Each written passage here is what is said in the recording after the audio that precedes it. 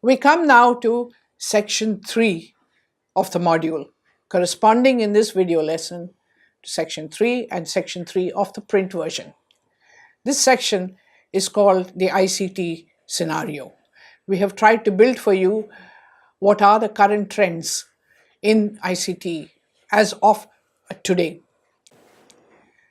The session aims really to introduce all of you to the range of technologies available today, to introduce you to the kinds of trends in application and usage that are currently taking place, and to draw your attention to some of the socio-political concerns that have emerged as a result of the use of these technologies. I use the term circa. Circa in Latin means around and about. And the idea behind using the term circa 2017 is that in the field of ICTs, anything that I say today is likely to be outdated in another 6 months. So what I'm trying to tell you is to tell you that in the year 2017 and 18, these are the kinds of things that are in play. These are the kind of things that are happening. But I cannot assure you that these will continue in the future, or they may be replaced, or they may be something else. So the term circa is to place it within a context of a time and a space, and that is why I have used that term. So what is new about these technologies? First of all, 7 million people of the world's population live in areas covered by mobile phones. This could be in the far corners of the Pacific, or it could be in the dense cities of India and China. Mobile broadband networks, 3G, third generation or above, reach 84% of the global population, but only 67% of the rural population. By the end of 2016, 3.9 billion people, that is 53% of the world's population, is still not using the internet. In the Americas and the CIS regions, about 1/3 of the population is offline. So what is new? In Asia and the Pacific, the percentage of the population that is not using the internet is 58.1%. That means more than half of us are not online.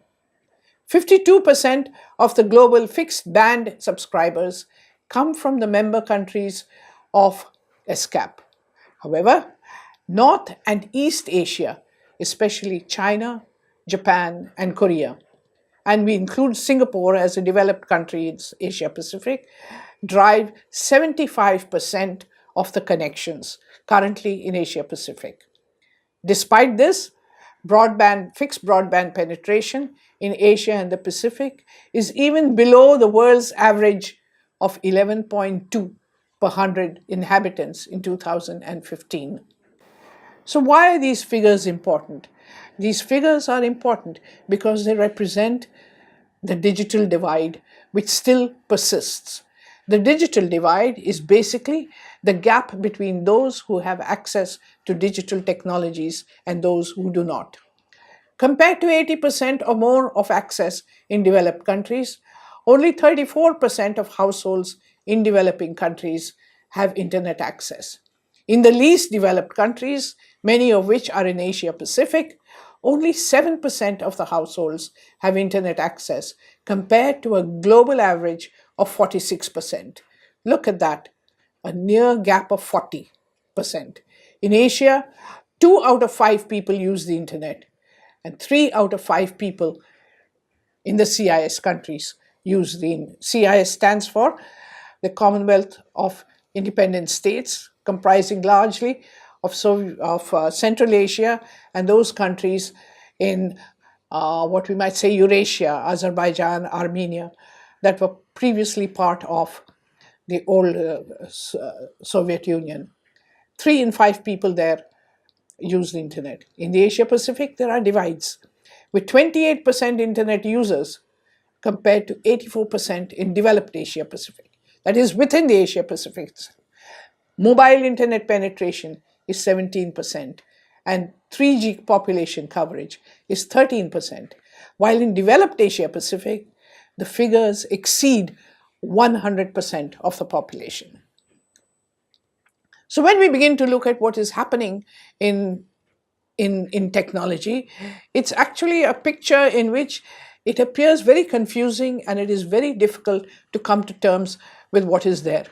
I have tried to structure it in an organized way so that we can understand what is happening in the technology world in terms of technologies, applications, and usage.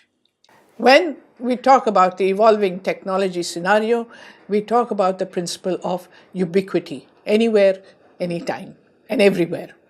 There are wearable devices like glasses or watches, which actually have the capacities of microcomputers. We also have motor vehicles equipped with Wi-Fi access. You're also familiar with tablets, with systems devices such as desktops and laptops, with mobile phones. Tablets and mobile phones are portable devices. Desktops, of course, are fixed in space and time. So these enable, there's a range of devices, and very often in a home, one will find more than one device that is existing.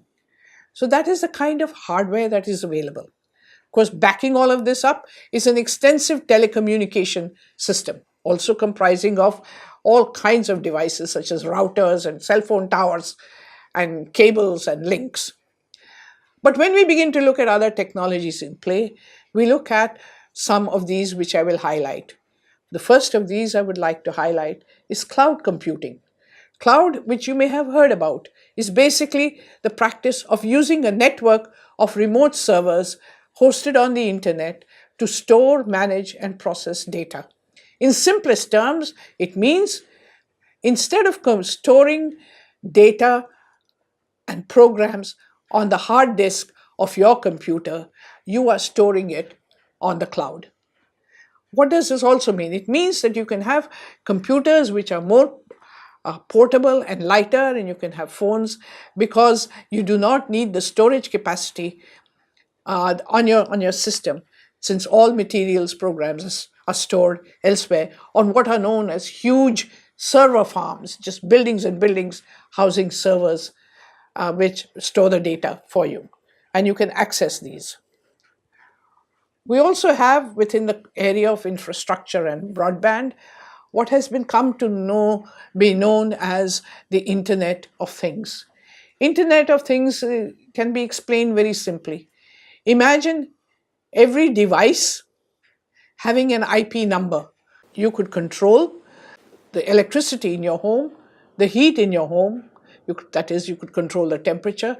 You can control the washing machine in your home, the refrigerator, through a remote device which communicate to each other. So every device has an IP address, and the Internet of Things is an internet that connects all these devices. There's also another dimension called 3D printing. What we currently see in terms of printing is what we know is 2D printing. But 3D means it is possible to print dies and casts in a three-dimensional way. This 3D printing has particular relevance to areas such as medicine, where it is necessary to have a form of reality that enables a doctor to look right into the heart, so that to devise what would be the appropriate treatment for a particular patient. So we have intelligence everywhere. The concepts of artificial intelligence, augmented reality, virtual reality are all phenomena that is in play in the current scenarios. We also have something that is known as technology stacks. Technology stacks essentially are servers that are built one upon the other in order to, not in physical space, but that are built to connect to each other. India's example of the India stack, the foundation of which is the national identification number, or the Aadhaar. That's the foundation. The Aadhaar servers connect to banks, to insurance, to social benefits, to taxation. They also have a capacity of digital storage, of providing information on demand. So this interconnection of servers in a hierarchical manner is what could be called a stack. Blockchain technology is an example of a stack emerging out of Bitcoin. Blockchain is a digital ledger that provides a secure way of making and recording transactions, agreements, and contracts. Anything that needs to be recorded and verified as having taken place. Bitcoin is digital currency, a form of complete digital money. It's the first decentralized peer to peer payment network that is powered by users with no central authority or middlemen. From a user perspective, Bitcoin is pretty much cash for the internet. A word of caution about Bitcoin.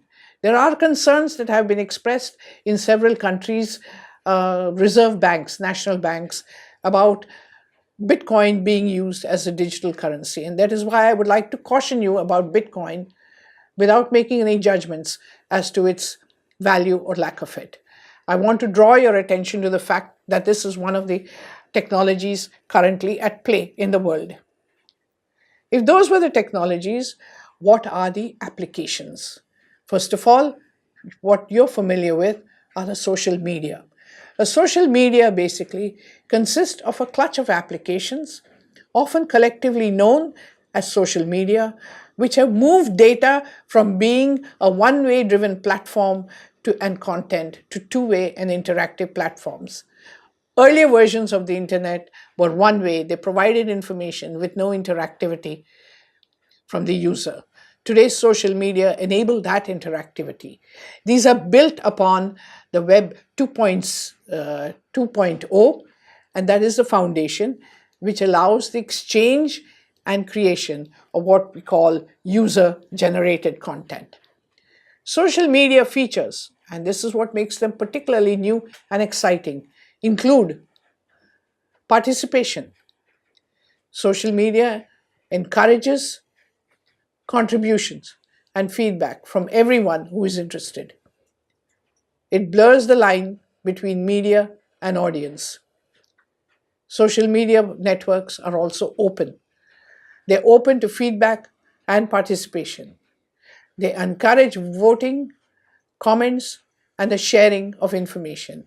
There are rarely any barriers to accessing and making use of the content, and these are password protected content is frowned upon. You yourselves may be members of some social media network. Other key features of social media include conversation. Whereas traditional media was about broadcast or one way, social media is about two-way or multi-way communication. Social media also have a sense of community that allow communities to form quickly and communicate effectively. Imagine a group that you have formed on the popular social medium WhatsApp. The group communicates among itself about interests, about issues and interests of common concern. This could be all the way from a love for photography, a political issue, a favorite TV show, movies, family news, or whatever. This gives a sense of the fifth dimension of social media, connectedness. Most kinds of social media thrive on their connectedness, making use of the links to other sites, resources, and people. What has happened as a result of social media, as a result of the kind of technologies in play, is that we have a situation where there are volumes and volumes of data, and perhaps if we were going to try to count the data available on the internet, we would probably go several times around the world. The point basically is that all these technologies, all these applications have enabled a huge accumulation of data, which has come to be known as big data. Big data remains a generic term, but it can contain any kind of data. It can be private, it can be government, it can be open, it can be closed. Big data have defining characteristics. The one is volume, that is the amount of data. Two is variety. that is the number and types of data. And 3 is the velocity, that is the speed of data processing. These 3 are the major features of big data. Big data alone means nothing. Data need to be analyzed, and that is what has come to be known in current parlance as data analytics. The handling of big data requires analytics. And data analytics, is the process of examining large data sets to uncover hidden patterns, unknown correlations, market trends, customer preferences, and other useful business or government information. The significance of big data and analytics for achieving the Sustainable Development Goals cannot be overstated. Governments need to and do collect data from various sources, both within internal government departments and vast amounts of data generated in public spaces.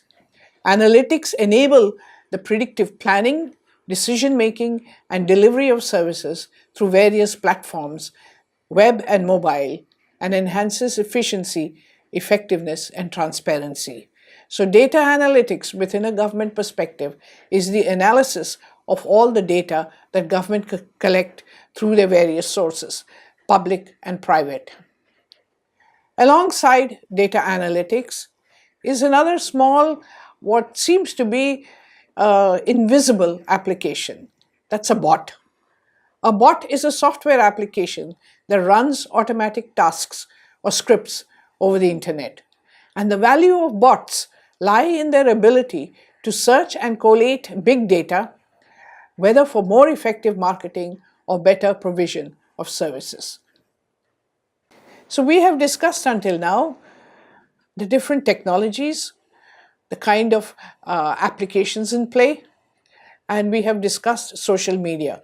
So the trends in usage are basically surrounding these 4 concepts: SMAC: social, mobile, analytics, and cloud. The current technology scenario has given rise to several social, political, and legal concerns. First of all is the disruptive effect that technology has had on society at large and individual behavior in particular, changing the nature of human relationships. There's also a concern that machine-to-machine communication, such as in the Internet of Things, where automated tasks take over, may cause massive unemployment in the IT sector, displacing workers. A third consideration is that in an ICT-dependent economy is far more vulnerable to network failures than a pre-ICT economy. And massive performance failures over the internet or power grid or cable disruptions could bring an economy or a society to a grinding halt. There are other concerns. With massive amounts of data, data privacy has become a major policy and implementation issue to be addressed by governments. Privacy of individuals, privacy of organizations, and privacy of government data. Alongside data privacy are issues of data protection and data security. How does one secure and prevent hacking of vast amounts of data? Public opinion formation through social media applications are being used by citizens to aggregate, articulate, and express views, enabling the building of a public opinion online, an issue that governments are finding it hard to address in a fast-changing scenario. Finally, the digital divide is widening, not narrowing, particularly in the developing nations. So let me summarize this session. What I have tried to describe to you is that ICT devices have become cheaper, faster, more versatile, robust, and reliable. Mobile phones are the technology of the day, and they have overtaken all other technologies as technology of choice in both developed and developing countries. The digital divide still persists in the Asia Pacific, as the ICT growth in the region is driven by a few countries. Social, mobile, analytics, and cloud are new ways through which both the markets and government are trying to reach out to citizens and users. At the same time, the vast amounts of big data that are generated are being analyzed in order to customize and personalize relevant and timely information for consumers. For governments, these new trends are a boon. But there are very important social, political, and legal concerns in the areas of personal data privacy and security, which still have to be addressed before the use of these technologies becomes mainstream.